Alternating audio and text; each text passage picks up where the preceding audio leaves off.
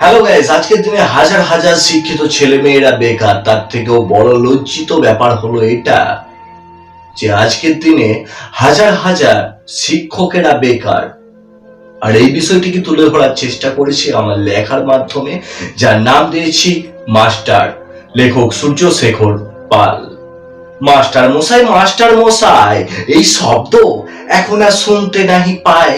ঘরে আমি একা কামাতাম, এখনো বেকার আমার ভাই। আরে ধরা পড়লো মন্ত্রী বাবু, তিনি এখনো জেলে, আর বাকি সব আন্ডু গান্ডু ঘুরে বেড়াচ্ছে বেলে। আরে দিন গেল মাস গেল, এবার কি বছরও করবে পার। দিন দিন দেখছি তোমাদের বাড়ছে অনেক বার। আর ঘুষ দিয়ে যারা চাকরি পেয়েছে তাদেরকে এবার ধরো। দিন তো অনেক পার হলো, এবার তো কিছু করো। বলতে পারো আর কতদিন বেকার বসবো চাকরি হারিয়ে ঘরে। শিক্ষিতদের কথা কি আর সরকার মনে করে?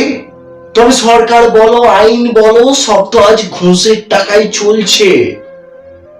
বিনা আগুনে দেশটা দেখো কেমন দাও দাও করে জ্বলছে।